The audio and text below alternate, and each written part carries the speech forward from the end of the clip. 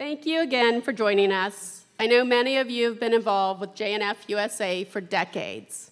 Right off the bat, what is JNF most known for? Two things. Trees. What else? Fred and Susie? Blue boxes. Trees and blue boxes. Got it right off the bat. Those blue boxes are our history and our future, and we are still planting trees in Israel today. Since 1901, how many trees have we planted in Israel? A little higher. No.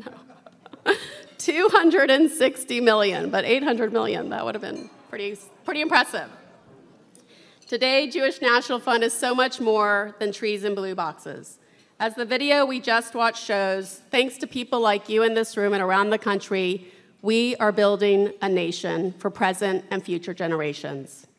JNF has been around since 1901, and it would take me hours to describe what we have accomplished in the last year. Despite COVID, despite the pandemic, we have continued to support our programs and projects and build a nation.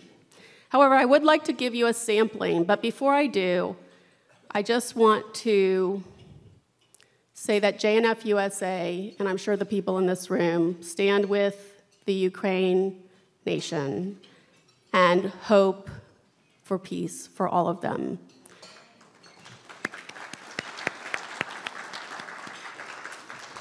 JNF USA is doing a lot on the ground to help the Ukrainian refugees, many who have already started pouring into Israel. We have buses picking them up on the borders with Nefesh B'Nefesh, one of our partners who help people make Aliyah to Israel. We support Makom, which helps people once they get there. We have employment centers in the north and the south that are gearing up for the influx of Ukrainian and Russian refugees, many of whom have already come into the country. So thank you for your help with that effort. Much of what Jewish National Fund has done in the last 15 years has taken place in the Negev with our Blueprint Negev initiative. The goal is to bring 500,000 people into the south of Israel, the Negev. The Negev, which is this area right here, I don't know if you can see it, it's 60% of the land mass of Israel, but only 10% of the population lives there. And as young families move into these areas, they expect to enjoy the services that we all enjoy: schools, community centers, housing, but especially if you live outside the center of the country, medical care. Jewish National Fund is helping to build the first hospital built outside the center of the state of Israel in the past 30 years. The hospital is going to be built in Adi Negev. It's Nahalat Aran's neuro-orthopedic rehabilitative hospital, the first of its kind. It's a $50 million project and will bring not only much-needed medical care to the community, but also an influx of people to support the hospital. The hospital will have over 100 inpatient beds, but also support the surrounding areas, about 10,000 people. And as we continue to build in the Negev, IDF bases are built, so we'll also be supporting the soldiers there. It'll be the first translational institute, a research institute, preparing best practices to share not only with hospitals in Israel, but also abroad. Thanks to people like you in this room, you are bringing much-needed medical care to the Negev. The hospital is going to open this May of 2022, so we're pretty excited. I'd like to turn to the issue of education. JNF puts much time, talent, and energy into education both in the United States and in Israel. One key initiative is our Alexander Muss High School in Israel. It's a study abroad program, accredited high school, mostly North American students, They go for a span of a few weeks, up to a semester, and there not only do they learn the regular classes they're taking, AP Chemistry, Literature, Math, but also 4,000 years of Jewish history, and then they travel the land of Israel, making Israel their living classroom, and visit the places they've studied. This is making a difference in the lives of high school students. In fact, we are pretty lucky to have a student who went to Alexander Muss High School, who will come up in a few, to tell us about his experience. I'm very excited, and I'll introduce him in a bit. The truth is, the high school, we get about 1,500 students per year. We've outgrown the campus. We're building a second campus. We hope to have 5,000 students per year. How? The city of Beersheba donated to JNF USA 20 acres. There, we are building the World Zionist Village, a $350 million project. We are still looking for the lead gift, so if you and your family want to be game changers in the Negev, come see me. The World Zionist Village is going to have the second Muss campus, kids from all over the world coming in high school, a gap year program for kids in between high school and college, internships for postgraduate students, a technology center, even a machinot for young Israelis in between their time from high school into the army, as well as adult conferencing and education. But why does this matter? It creates Zionists. It helps your grandchildren speak up for Israel, and we thank you for that. I'd like to now turn to the issue of water. So water is a big issue for Israel, of course. And in fact, Israel started thinking about water in the 1930s, well before there was a population to even constitute worry for Israel. I think we're all familiar with the strides that Israel's made in the last decades with respect to water recycling and reclamation. Can anyone tell me how much water does Israel recycle per year, percentage? 90%. Mark Wyckoff got it right off the bat. How about the US? How much? 5. Yes, Andrew, Turkey. Thank you. There'll be awards afterwards. No, just kidding. The desert in Israel is especially vulnerable to water problems, and JNF has been there from the beginning helping Israelis. JNF's involved in a number of projects that we support in the Central Arava. The Central Arava is made up of 7 towns. It's just off the Jordanian border, and it's about an hour south of Beersheba and an hour and a half north of Eilat, and about 9,000 people are living here right now. We've made strides in helping the population growth. Many projects, including ACAT, the Arava International Center for Agricultural Training, which is an agricultural school that specializes in agriculture in very dry environments. The Central Arava Emergency Response Center, a control center for police and fire personnel. The Central Arava, the JNF Arava Medical Center, serving the urgent medical care needs of about 9,000 people. We even have the Sapir Recreational Pool and Timna National Park, because if you live outside the center of the country, you need community also, right? This is all in an area that gets 1 inch of rainfall a year. Which leads me to our newest project, which aims to bring technology, food, energy, and water security to both Israel and the world. It's a collaborative program between Jewish National Fund USA, the Arava Regional Council, and the University of Arizona. It's the Kasser Joint Institute for Global Food, Water, and Energy Security. They together will develop tools and implement technologies to help people living in arid and hyper-arid communities, just like the Arava and Arizona, right? As the world population grows from 7.7 billion people today to 9.7 billion people in the year 2050, the people living in vulnerable and arid communities is going to increase.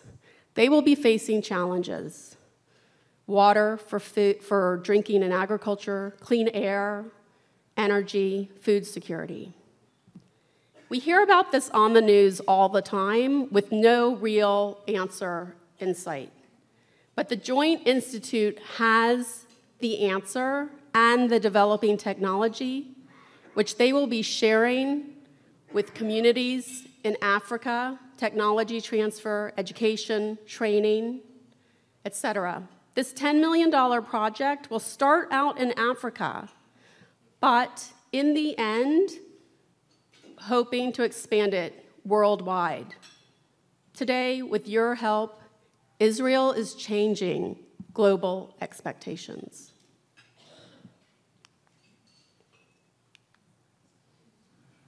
I know many of you in this room maybe even have traveled with us to Israel.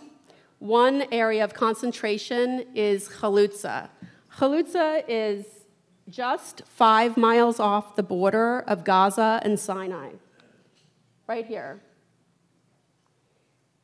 15 years ago, nothing but sand. 30 families decided to make their home there. Today, 400 families. 3 towns, Shlomit, Nave, Bnei Netzarim. We anticipate the population will grow to about 15,000 people in the next 5 years with your help, and we thank you. There are many plans that we have to increase the population growth. So we have young agricultural programs, educational programs to encourage people to stay in Haluza after they get their education. We're building schools, preschools, community centers, and more. The most exciting project, and honestly, it's pretty shocking that this was built in the last 2 years, is Haluza's new communal dairy, built during COVID, by the way. This dairy will produce 160 million liters of milk, provide dairy products and milk to both Israel and for export, plus thousands of people will be moving into Haluza to support the dairy. Haluza means pioneer in Hebrew, and the Halutzim are truly making a difference in this area, building a thriving community 5 miles off the Gaza border. This is my favorite picture. 500 cows are now in Haluza. 50 of them have given birth in the last 3 months. The projects and programs I've just mentioned are really just a sampling of what we've done in the last year. JNF did have to put our trips on hold to Israel, but we're starting up again. Our next trip, and there are flyers out on the table if you're interested, is our Sunshine Tour, June 12th through the 21st. It's a 10-day trip for active adults over 55, and it's a super program, so I hope you'll look into it and join us. We'd love to have you. As Susie and Fred mentioned, I'm the Director of Plan Giving for the West Coast for Jewish National Fund. What is that? Plan giving is just another term for gift planning that takes into consideration your personal issues, your family's needs, your goals, your desires. I think people in this room make donations because they want to have an impact on the world and on Israel. But the truth is, the IRS has tax laws. Why shouldn't you take advantage of those tax laws? Why shouldn't you get the biggest bang for your buck with your donation? That's what I do. That's what gift planning is. There's no just one answer 1 plus 1 does usually equal 2, but not in this case. We can fit to your needs, to your goals, to what you hope for your family and Israel. We have the infrastructure, back office experience to handle any gift that we can eventually sell. A good rule of thumb is that if you held an asset, whether it be stock, real estate, valuables, business interests, for more than 1 year and it's increased in value, if you sell it yourself, you're going to pay capital gains tax on it. If you gift all or part of it to J&F USA, you not only get an income tax deduction, but you also save on the capital gains tax. We encounter this a lot, and I'm going to talk about it a little later. I recently met with a woman named Rita, and I've known her for years, and I knew her mother for years. Her mother just passed away a month ago. She was 104. Her mother's name was Susan. She was actually the spryest, most lucid, energetic 104-year-old I had ever met. And she really lived a full life. And the reason Susan and I were meeting is she had left Susan an inheritance. And we were talking about what she thought her mother might want her to do with that inheritance, but she needed an income. The answer, a charitable gift annuity. Susan, who's going to be 77 next month, can make a gift to J&F, get a fixed rate of return at 6.2% for the rest of her life, a portion of which will not be taxed, an income tax deduction, and in the end, the gift goes to help J&F and Israel. So let me repeat that. Susan made the gift, gets an income tax deduction, a fixed income, 6.2% for the rest of her life, and depending on your age, it goes up to 9%, and the remainder goes to J&F. Susan was happy with her gift because she felt like she was making a gift, getting a little back, but doing something her mother would have found exciting. She wanted to help Israel. Last year, I met with a couple who had purchased an apartment building in Los Angeles 15 years ago for $500,000. Today, it's worth $2 million. And they told me, this is really funny, that they wanted to go on a 3-month cruise, which I did not know. There were 3-month cruises, but apparently that's a thing. So they just didn't feel comfortable leaving the properties without somebody present, the property manager they were having trouble with. And so I said to them they could gift the property into a charitable remainder trust. So J&F as trustee can create a charitable remainder trust. You gift the property into the trust, or any asset, really. We'll serve as trustee. If you have an outside company or person do it, they'll charge fees, but we will not. You get an income tax deduction. You skip out on the capital gain. In this case, the couple wanted they get a fixed income for the rest of their life. They wanted it only for a term of years. It's a flexible vehicle, so we can take different assets and fit it to their needs. And in the end, they do have a trip planned for October. I really hope it goes for them. It's the best of both worlds. It really, you can make a difference, get tax benefits and an income all at the same time. I would feel remiss if I didn't touch on one issue that comes up for me as I'm meeting with people every single week. And it's not just the issue of legacy. It's the issue of l'adore v'dore. It's the issue of passing on your values to your children and grandchildren. Do you want your kids and grandkids to be passionate about what you're passionate about? Care about what you care about? Most of the people in this room can probably remember significant events that led to the Israel the state is today. But what about the younger generations? That's not to say that your kids and grandkids don't care about Israel. It might not be as close to home for them as it is for you. This is your time. Don't wait.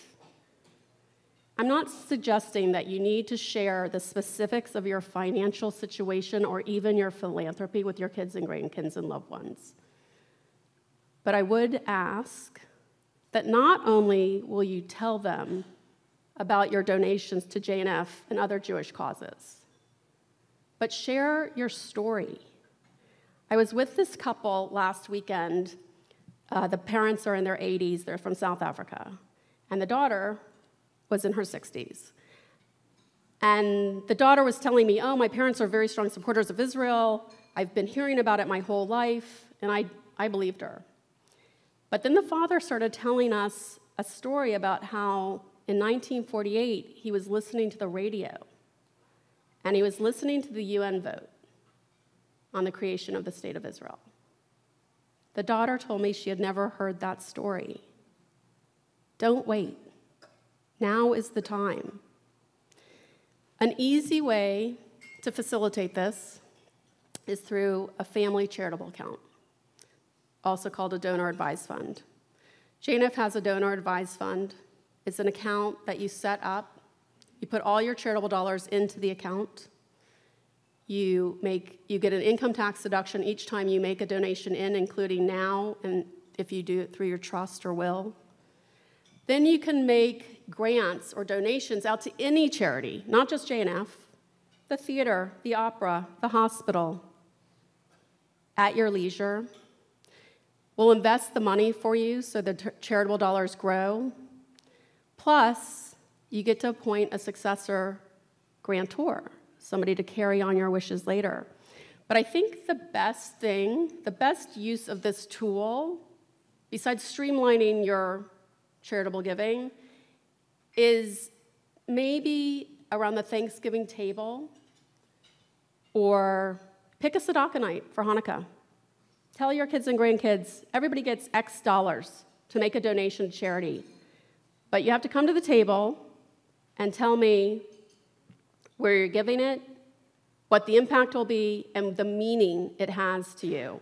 And at the same time, you're going to be doing that as well. And maybe year after year, Israel will become as important to them as it is to you. Another great thing about the JNF Donor Advised Fund is we charge a fraction of what banks and brokerage houses and community foundations charge. You can transfer your donor advised fund from one organization to JNF, no fees or tax consequences. It's just a great tool. I would just urge you not to wait, to share your feelings with your family. And of course, the easiest way to make a legacy gift is through your will or trust. JNF has teamed up with another nonprofit. It's called Jewish Future Pledge. And all Jewish Future Pledge asks is if you're thinking about making a charitable donation through your will or trust, that half of it be pledged to a Jewish charity, JNF, and others. Because if you don't, who will? It's not binding. It's not legal. This is just a moral pledge. It's a moral pledge that you can share with your family and let them know how significant our Jewish future is. This is the time. I want to thank you for being here, for taking the time to listen to me. I hope you'll think about some of the things I've said, and if you have any questions, please come up and ask me. Thank you for all you do for JNF. You're not just giving us your valuables, but you're also sharing your values. Andrew Turkey.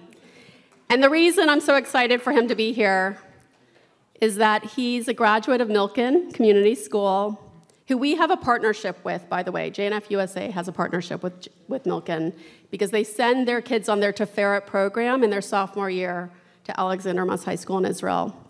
He also attended Alexander Muss High School in Israel, is going to share a little bit about that with us now.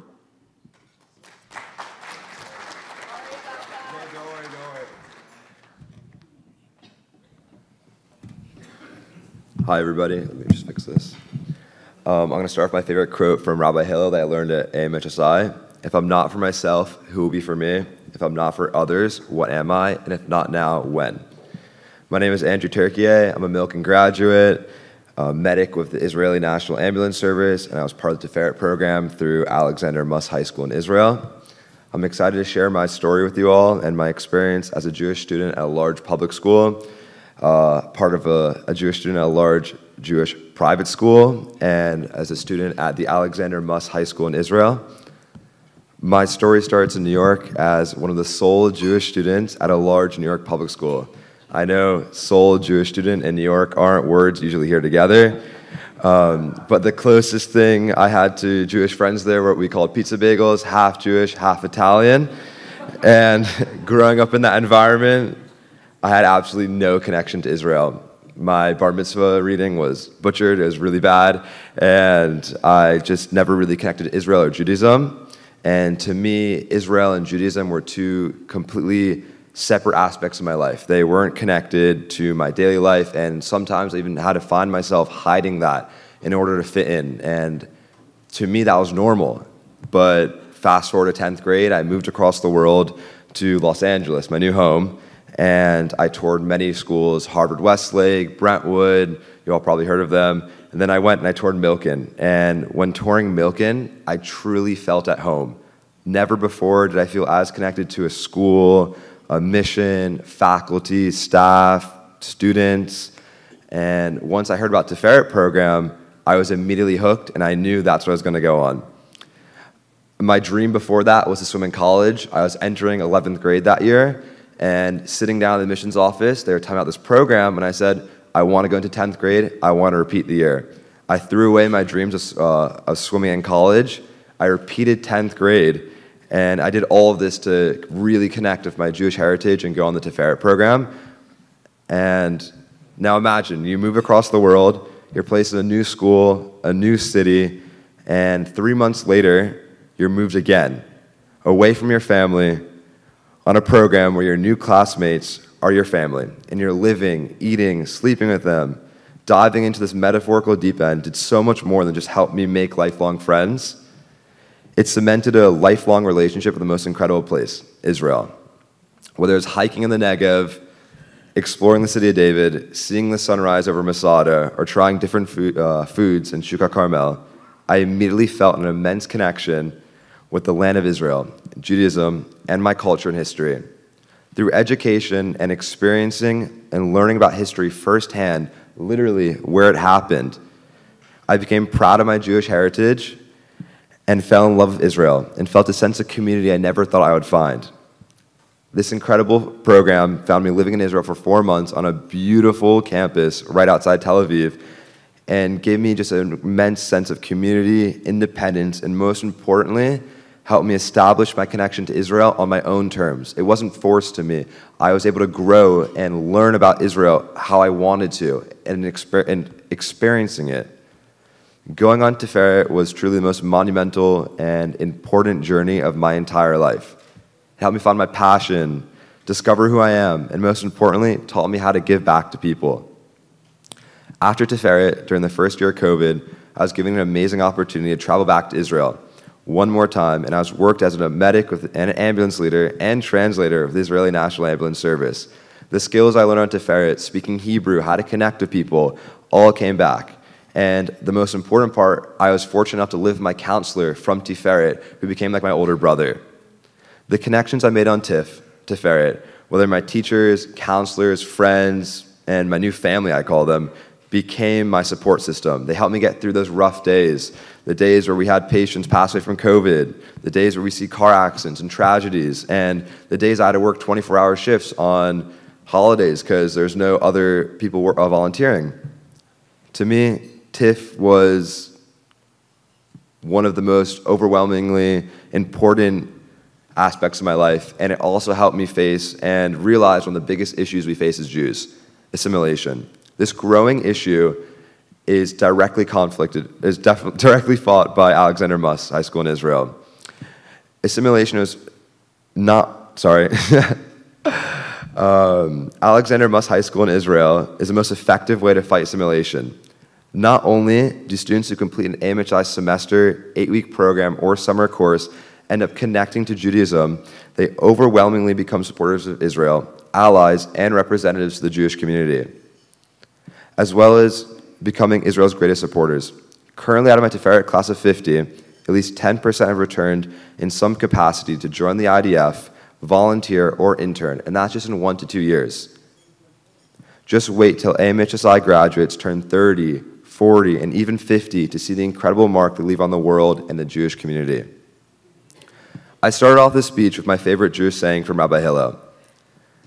I learned this saying on Tiferet, and I was also taught a different way. I was taught how to improve it in my own aspect. Instead of saying, if I am not for myself, who will be for me first, I was taught to say, if I'm not for others, what am I first? This saying alone shifted the way I view Israel, the Jewish community, and my own responsibilities, and challenged me to give back in any way I can to the Tiferet program, Alexander Muss High School in Israel, Milken, and Israel itself. Due to this thinking, the Tiferet class size has already increased from 50 a year to my sister's current year of 75 students. I challenge you all to think the same way I was taught on Tiferet, that inspired me to give back to Israel, and the way that inspires me to donate to Alexander Muss High School in Israel, and live your life asking yourself, if I am not for others, what am I? Before you ask yourself, if I am not for myself, who will be for me? Thank you very much.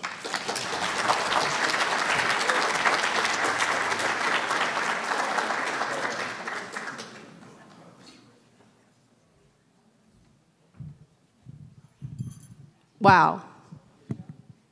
A future leader, right? I'd like to call Fred up now to introduce the ambassador.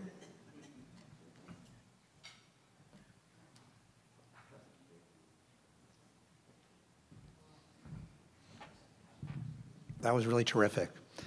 So as I was saying, Ambassador Dennis Ross is a scholar and a diplomat with over 2 decades of experience in Soviet and Middle East policy. For more than 12 years, Ambassador Ross played a leading role in shaping U.S. involvement in the Middle East peace process, serving as the U.S. point person on the peace process in both the George H.W. Bush and Bill Clinton administrations. He also served 2 years as special assistant to President Obama. Ambassador Ross is the author of several influential books on the peace process, including his most recent work, which we are proud to own, Be Strong and of Good Courage, How Israel's Most Important Leaders Shaped Its Destiny. Ambassador Ross is currently counselor and William Davidson Distinguished Fellow at the Washington Institute for Near East Policy. And if his words are as interesting as the lunch conversation we had, you are in for a real treat. So it's my pleasure to welcome the ambassador.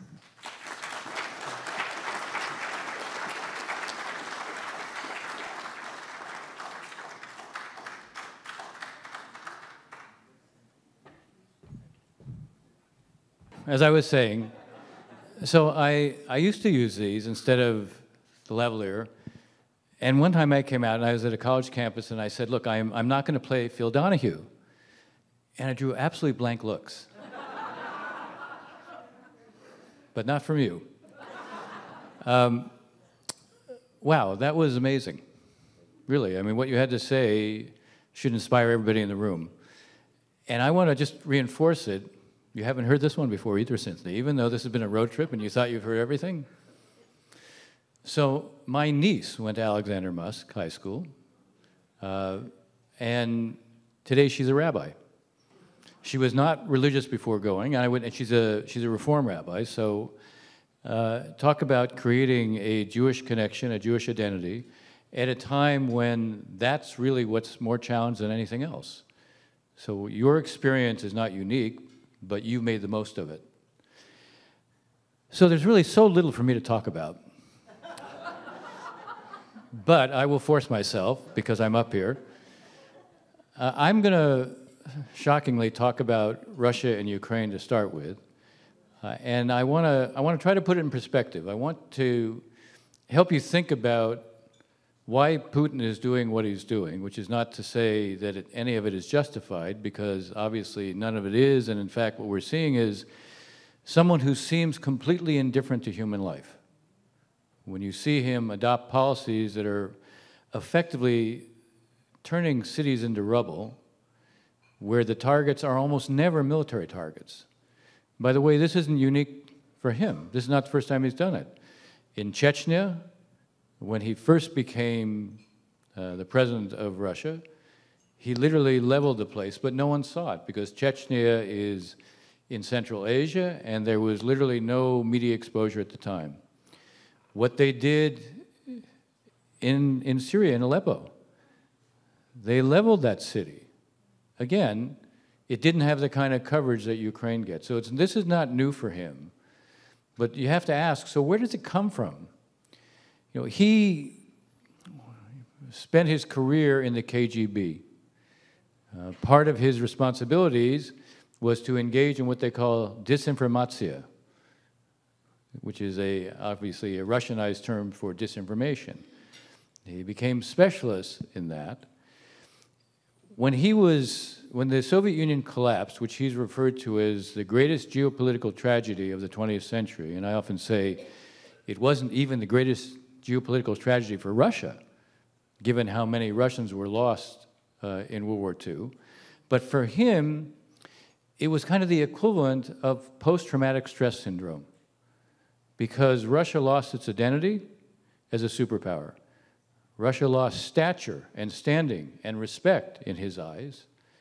Russia lost kind of its purpose.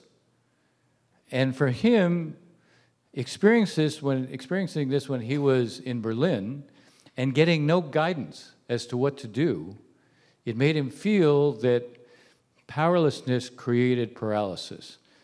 In the 1990s, he became increasingly bitter over what he saw as American exploitation of Russian weakness. And it created an impulse to create a kind of payback. He signaled this for the first time publicly in 2007.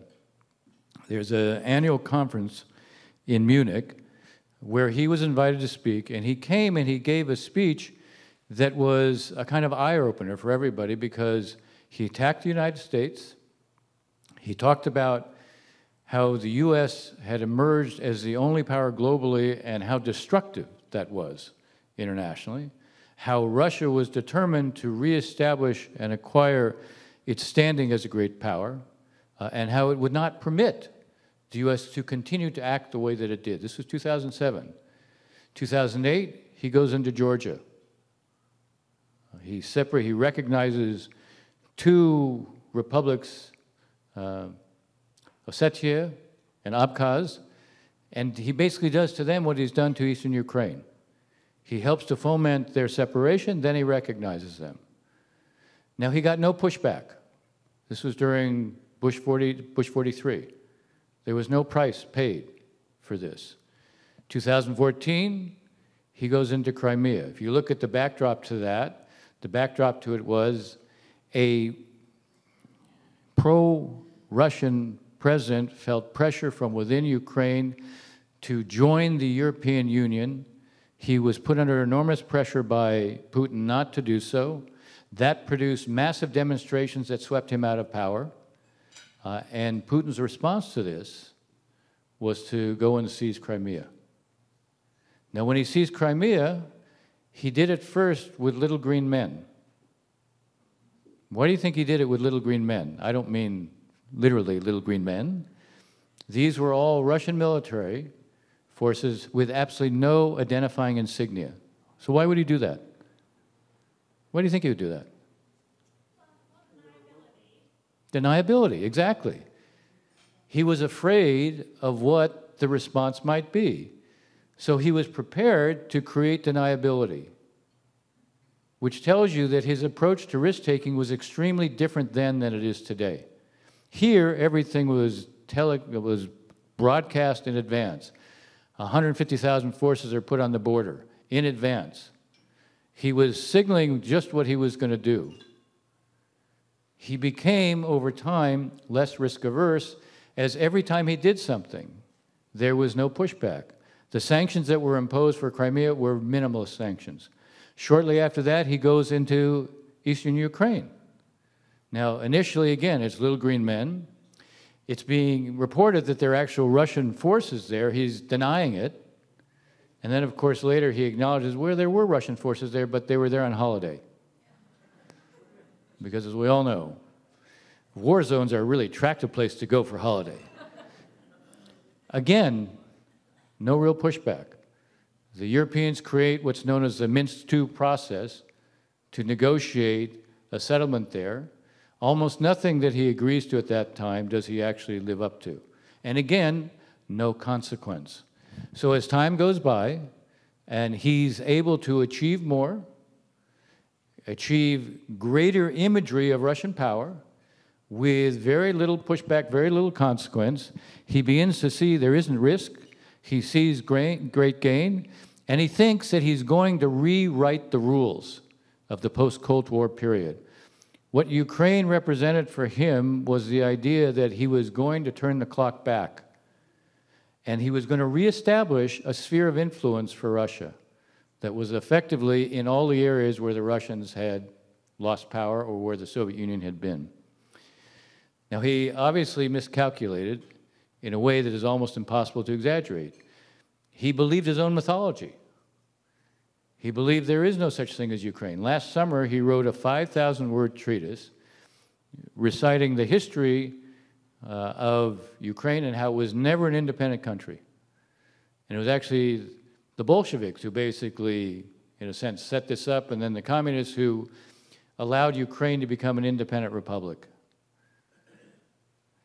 Now, when you don't think Ukraine is a country, you're obviously going to assume if you decide to send your forces in there, they won't resist. When the president of Ukraine is a comedian, you figure, well, no way is he going to be able to do anything. And his expectation was within 2 days, 3 max, they would occupy Ukraine, there'd be a new government, Russian forces would be welcome, Ukraine had no capacity to resist, and the vaunted strength of the Russian military would demonstrate itself very quickly. So he's wrong on all counts. First of all, his forces, they really hadn't fought anybody. You know, when your air forces fly in areas where there's absolutely no air defense, they can be pretty effective. That's what he was experiencing before. So his forces proved to be really a hollow army. I say that deliberately. They are experiencing, and from the very beginning, they experienced extraordinary logistic difficulties.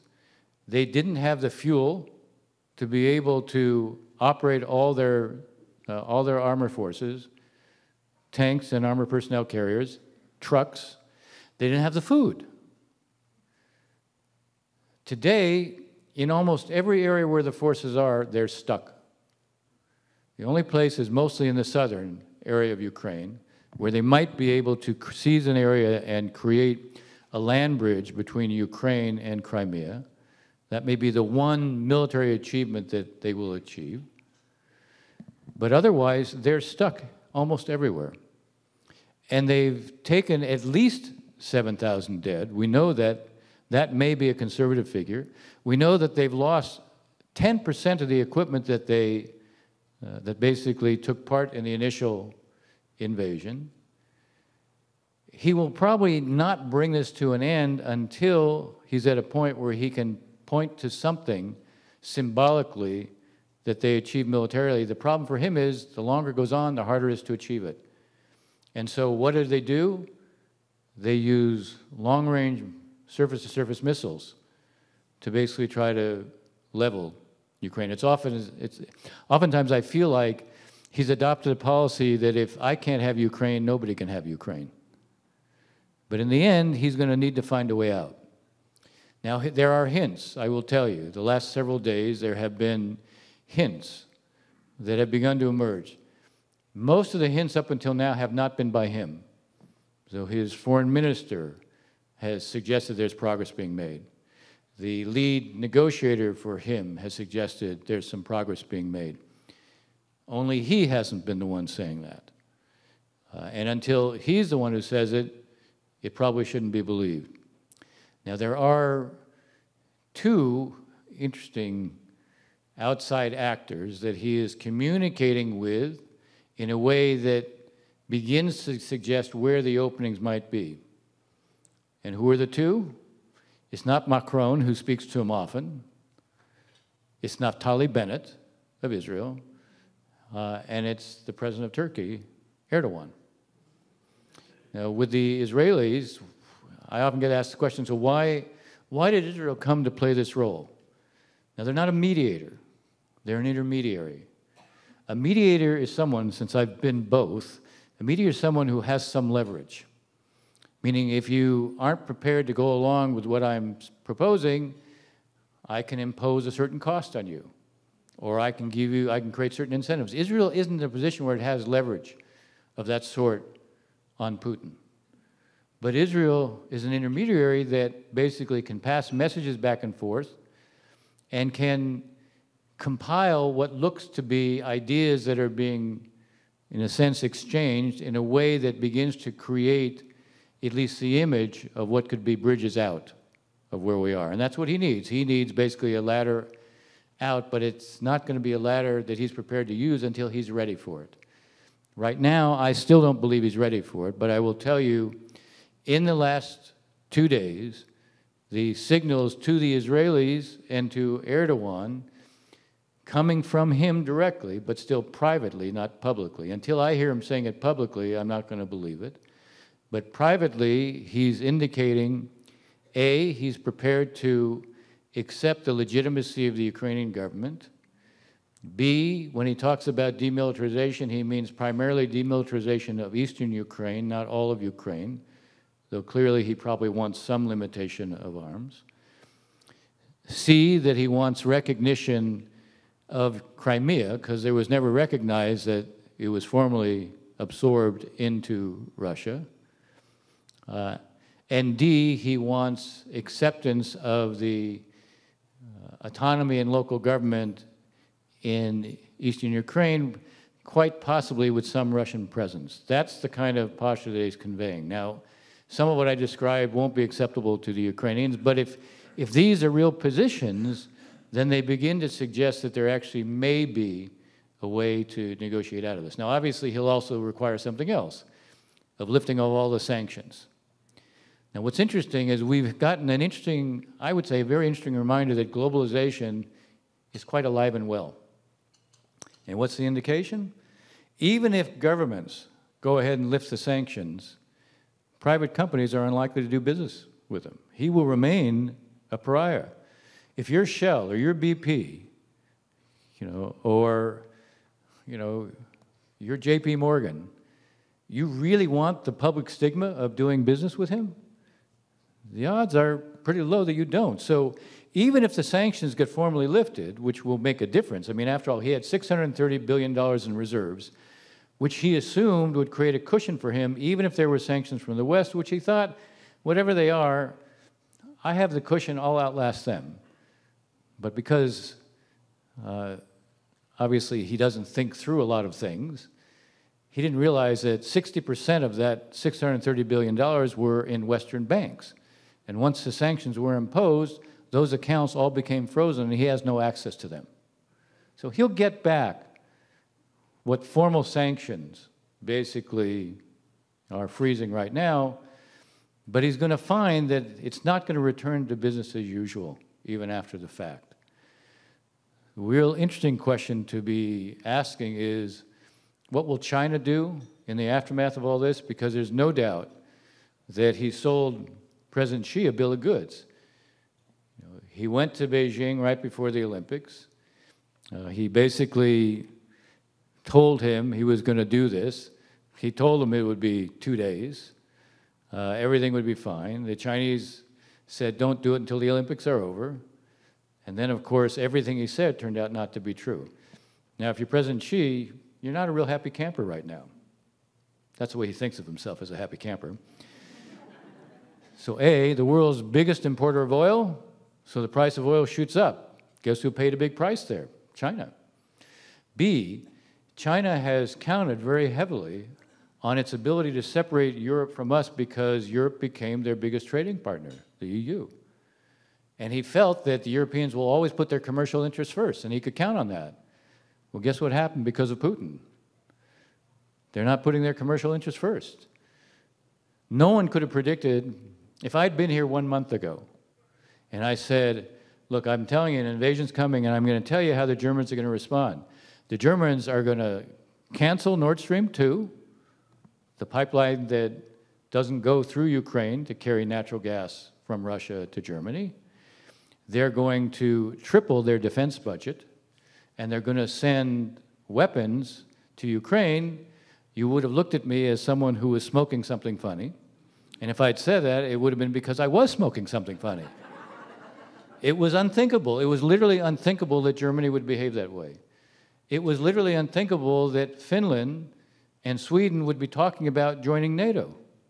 It was literally unthinkable that the Swiss, who precisely because they're always apolitical, create this imagery that you can always use their bank accounts, that they would go ahead and apply sanctions. These were all unthinkable, and yet Putin has produced that. And that comes as a cost to China. Not to mention, the Chinese count on creating a kind of soft power, meaning creating a source of attraction for their approach to things. Well, when you identify with Putin, it doesn't leave you much soft power. So everywhere that we've seen with the Russians where Putin thought he was so clever, we saw one other recent example of it. He decided, since we're on the brink, again, of having the Iran nuclear deal concluded, meaning the JCPOA, the Joint Comprehensive Plan of Action, the Russians thought they had a clever way to avoid the sanctions. They wouldn't conclude and implement the Iran nuclear deal so long as their trade with Iran would be under sanction. And they thought this was a brilliant way because the U.S. wanted the deal, number one. Number two, once they had trade with Iran that was excluded from sanctions, Iran could be a cutout for all sorts of deals that they could do. So this would create a huge hole in the sanctions regime. Guess who didn't like that deal, aside from us? The Iranians, because it meant they weren't getting sanctions relief if there was no deal. And proving who has leverage on the Russians, so the Iranians sent their foreign minister to Moscow, and suddenly the Russians said, "Whoop, I should have had a V8. No, it's okay." So there is going to be a JCPOA now. This issue of whether or not the Revolutionary Guard are delisted as a foreign terrorist organization will probably be resolved. I'll get into that in Q&A if you want. I can explain what it means and what it doesn't mean. But what I want to note here, you're going to hear a lot about the Iran nuclear deal. You're going to hear the proponents of the deal tell you that it is a great example of arms control. And you're going to hear the critics of it say it's the worst form of appeasement since Munich in the 1930s. And they're both wrong. This is not a great arms control deal, but it is an arms control deal. This is not a great surrender, but it's not a great deal. So what are the pros and cons of this deal? The pros are the following. Iran, after Trump withdrew from the deal, the Iranians decided, okay, you're out of the deal, we're no longer bound by it. So what the Iranians did is they blew through every one of the limitations that was imposed on their nuclear program. Now, some of the worst things that they did, they were able to do all sorts of research and development on advanced centrifuges. Centrifuges are the machines that spin at between 700 and 800 miles an hour, and they separate out a small amount of fissionable material. When you add up a lot of that fissionable material, that's what can become the core of a weapon or fuel for a nuclear reactor. When it's enriched to a low level, it's fuel for a reactor. When it's enriched to a high level, it becomes the core of a nuclear bomb. Now, what the Iranians did is develop 4 different versions of advanced centrifuges that are anywhere from 5 to 20 times as efficient as the first generation centrifuges that they had before and were part of the deal. According to the JCPOA in the year 2015, they could not do R&D on these centrifuges until the year 2025. They could then, after that, they could begin to install them.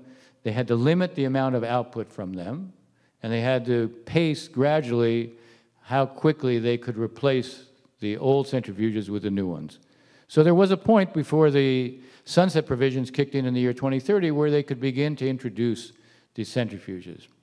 What they did in these last 2 years was fast forward the whole process by more than 5 years. Okay?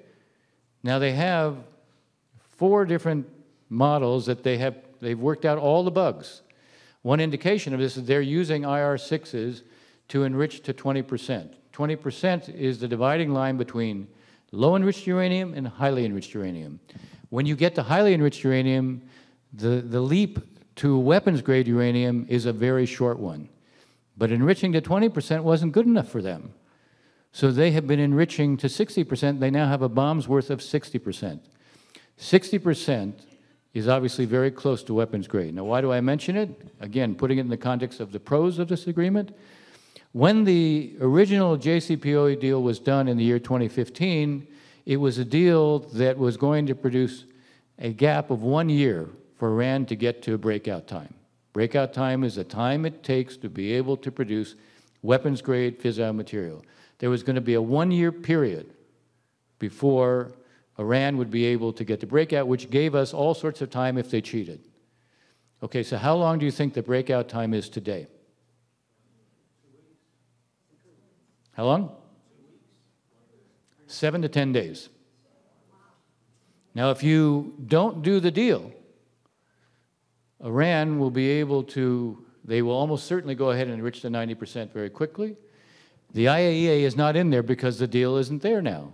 When the deal's on, the IAEA is back in there. They will enrich to 90%. They will immediately be able to disperse it, hide it. We won't know where it is. They'll put it in all sorts of facilities, including very small facilities. We won't know where it is. The Israelis won't know where it is. And if you're dealing then with the potential of them having a nuclear weapon, we will be in a far worse position to try to deal with that later on. So the argument, the main argument for this deal is, okay, they have to ship out all the enriched uranium that they have that's above what they're permitted, which is 10 times what they're permitted to have. They have to get rid of, ship out all of the 60% and the 20%. They have to ship out all of that. They have to unplug these advanced machines only until 2025, where they can begin to phase them in, but they phase them in gradually. So you buy time by doing this, and you preempt the possibility of immediately being able to go to 90% and dispersing it where we don't have. So that's good news. Now, what's the bad news? The bad news is, you know how much trouble Iran is causing in the region right now? Everywhere. I mean, one of the things that I heard when I got back from Israel last week, and in dealing with all the security establishment, one of the things I was hearing was the Israelis are dealing every day with threats from the Iranians around the region, against Israel, and around the world. Every day. Now, that's done when they are under sanctions. The Iranians have created an industry for producing drones, and they're providing it to all their Shia militias, who are sort of the equivalent of a Shia foreign legion for Iran. The Israelis last year, it was only revealed a week before last, shot down a transport drone. A transport drone is a drone that was flying from Iran to the Gaza Strip, carrying small amounts of weapons. Transport drones. They have surveillance drones, and they have drones that are weaponized. And this is what they've been giving to the Houthis in Yemen, giving to the Shia militias in Iraq, obviously using in Syria. So this was done when they were under sanctions and suffering real economic limitations. So imagine what happens when suddenly they have access to much more money, not only because they can sell their oil, but they have, you know, I've seen in estimates that they will have access to frozen accounts that ranges anywhere from, the estimates, interestingly enough, are anywhere from $15 billion to $29 billion. That's apart from now being able to, they will be able to sell their oil. If they give, let's say it's $20 billion and they decide to give 5% of it to Hezbollah, to the Houthis, 5% of $20 billion is $1 billion. That's a lot for these kinds of groups. So that's a real downside from this. So the argument is, okay, how do I square that circle? I need to stop their nuclear program. I need to buy the time. The answer is, what are you going to do with the time that you buy?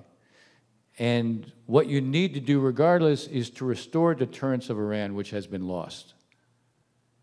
You know, we saw earlier this week, the Revolutionary Guard in Iran shot 12 missiles into Erbil in northern Iraq. They claimed it was to hit a secret Mossad site in northern Iraq. What did they hit? They hit the TV station of the president of Kurdistan, and they hit the villa of someone who's close to him. What they succeeded in doing, ironically, was creating more opposition to them within Iraq than was the case before. But it's an indication that they were brazen about this. Normally, they used the militias and create some deniability. They didn't do that. So we have to restore deterrence. One of the things that needs to be done is we have to make it clear that in the aftermath of doing this deal, when they ratchet up what they are doing in the region, and they will, because the Supreme Leader will want to demonstrate that by doing a deal with us again, he's not giving up his resistance ideology. So they will do more, and they'll have the means to do more. We have to be prepared to work with our partners, allies, and friends in the region to counter them. And we can do that. One of the most interesting things that's happened is that Israel is now part of Central Command. We have a series of military commands all around the world. Central Command covers the whole Middle East. Israel was never a part of it for reasons that relate to all sorts of things in terms of how we were very sensitive, fearing that we couldn't put Israel in Central Command because the Arabs wouldn't accept it, which of course ignored the reality that there was all sorts of quiet cooperation going on between the Israelis and the Arabs. And if you want to read about all that, you don't read my most recent book, but you read the book before that called Doomed to Succeed, which is about every administration's approach to Israel from Truman to Obama. The interesting thing is now Israel's in Central Command, and it allows us to create all sorts of options, all sorts of plans, all sorts of exercises that are geared towards countering what the Iranians do. It allows us to create, for the first time, a completely integrated missile and air defense system for the whole Middle East that integrates Israel into it, because the Israelis have the most advanced missile defense system in the region. It allows us to create a common defense against drones. It allows us to create early warning systems that don't exist, that also can show every place a missile gets launched.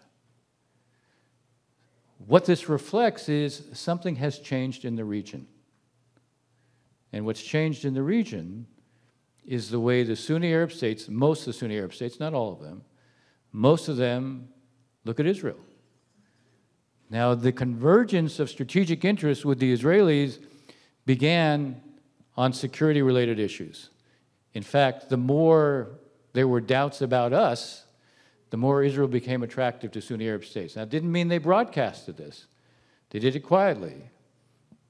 But they did it because they saw that, as one senior Arab official said to me, well, the U.S. may not stay here, but Israel can't leave. And the Israelis adopted a position of basically acting, not talking. We don't seem to have anybody who's like Teddy Roosevelt anymore, who basically speaks softly and carries a big stick, but the Israelis clearly do operate that way, and it's impressive. Okay, I have a few more minutes to go. I want to wrap this up by putting this in more perspective, because as I like to say, oftentimes when I speak about the Middle East, people leave and I feel like I have to pass out antidepressants. And why that could be a banner business, I don't believe in that. So I want you to leave here feeling actually good about something. What I just described about this convergence of interest between Israel and the Sunni Arab states, it began exclusively on security terms because of common threats, both of Iran, but also of the Muslim Brotherhood, Al-Qaeda, ISIS, etc. It has evolved over time for reasons that relate to a lot of what you heard from Cynthia about what Israel does. Look, Israel is a startup nation, right? That's what it is. It is cutting edge in every technology. In the Middle East, you have a region like Africa that has suffered more from climate change than any other. Droughts helped to produce the war in Syria because it drove millions of people off the land because they couldn't any longer support farms. Water security is a huge issue. Israel is the only country in the region, maybe in the world, that has actually solved its water problem. For all the reasons. It's not just that they reuse wastewater. It's not just that they are the leading country in the world in terms of drip irrigation technology. It's not just how they recapture rainwater.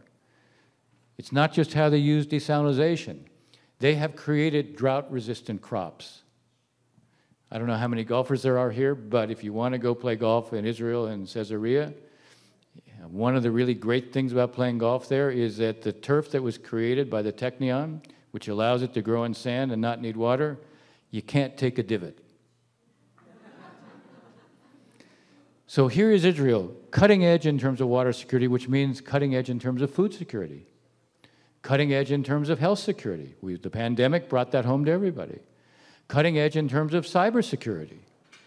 And that has become a source of appeal to the Sunni Arab states. It's not just the issue of the military and security that creates a common set of bonds. And this doesn't mean the Palestinian issue has disappeared. It hasn't disappeared.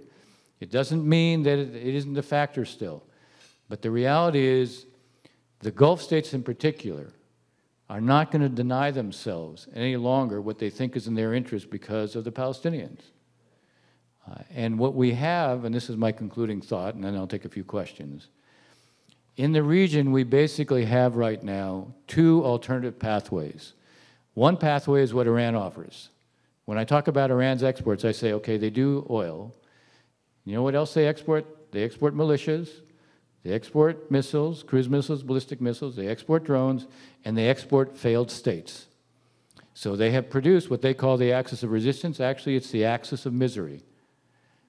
You want no future? Identify with the Iranians.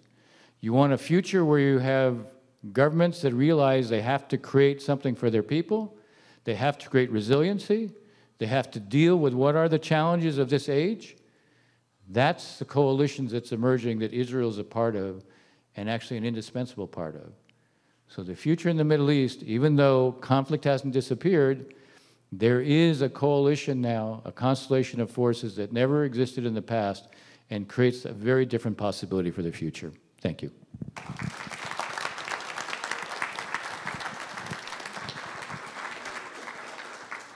Okay, so. Questions?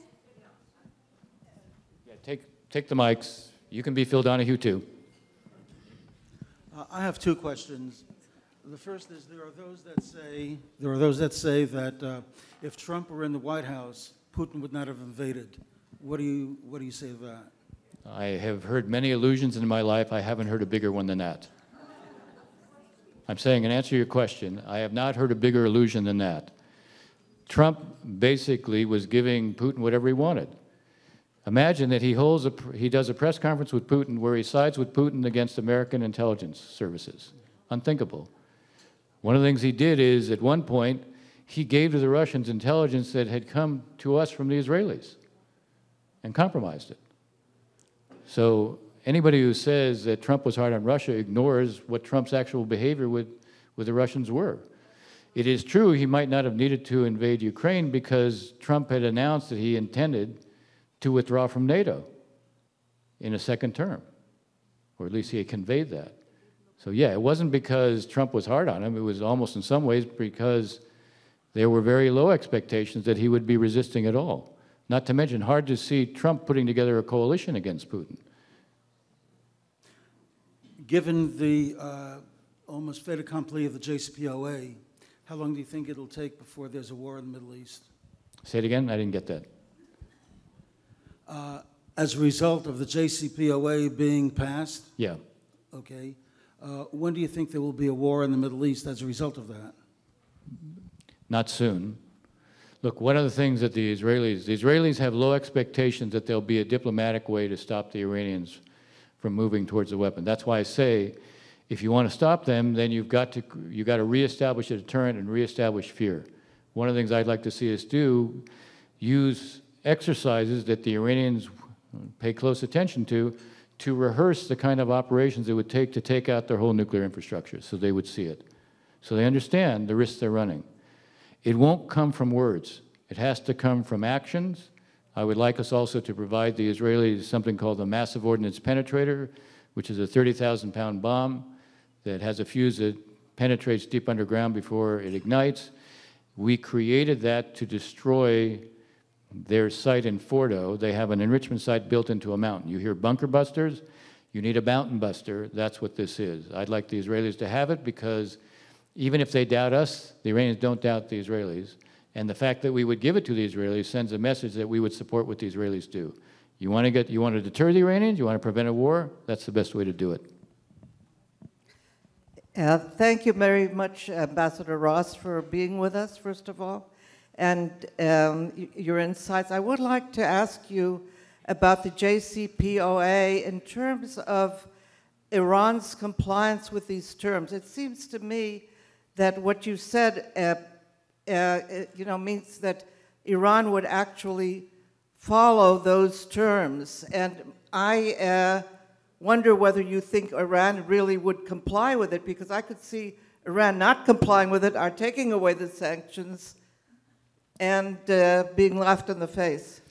The problem is that they actually did comply with it from 2015 to 2018 until President Trump pulled out.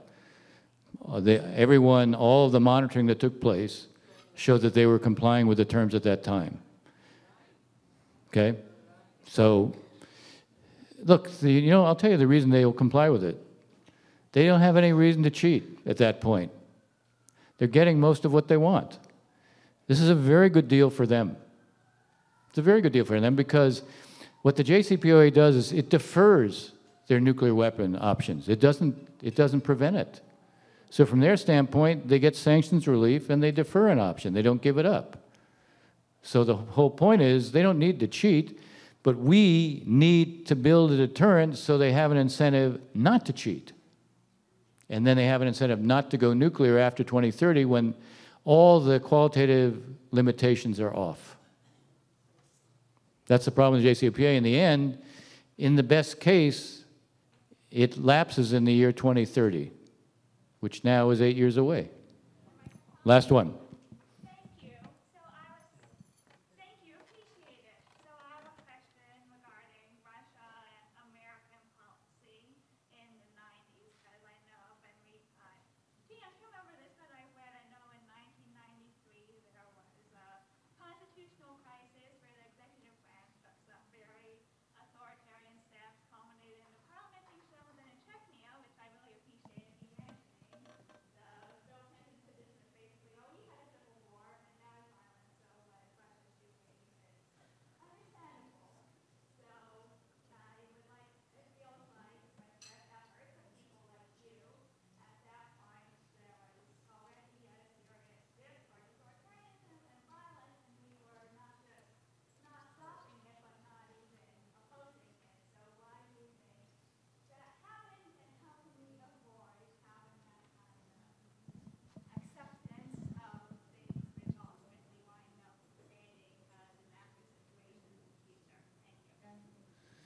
So the essence of the question was about Chechnya, and what I was describing before, that basically what Putin applied was a scorched earth approach to Chechnya. And you asked, why didn't we do more to resist it? It's a good question. I mean, I think part of it is that even though you had the U.S. at that point emerge as really the unipolar power, there was also this sense that we can't be the world's policeman, we can't solve every problem. It didn't get the kind of attention it should have gotten. You didn't see, it didn't get the kind of exposure that probably would have created greater political pressure to do something. Sad to say, but oftentimes it requires exposure to create the kind of, I would say, combination of circumstances that creates real pressure to force decisions that otherwise don't get made. Was it because the victims were Muslims? No, I don't think, I think it was that you didn't see it. That's the biggest issue. I don't know that. Look, in Bosnia, the victims were Muslim. So we have intervened where the victims were Muslims. No, I just think, you know, Bosnia, again, was visible to the world. The attacks on Sarajevo were visible to the world. Chechnya was like hidden away. A lot of what we saw in Syria was the same thing. You know, you had journalists who got killed covering the war, but you didn't see the graphic images. You need to see the graphic images. Whether that should be the way it is or not, it seems to be the reality. Ukraine is visible to the world, and you have Vladimir Zelensky, who is a brilliant, literally brilliant when it comes to being able to understand that information warfare is a critical part of dealing with any conflict. And in a sense, when it came to Chechnya, there just wasn't the information. There should have been, but there wasn't. Thank you. Thank you, Ambassador. Thank you for the great questions. Thank you for joining us. We appreciate your support of JNF in Israel. We hope you'll travel with us in the future. I hope you have a great rest of your day. Thanks.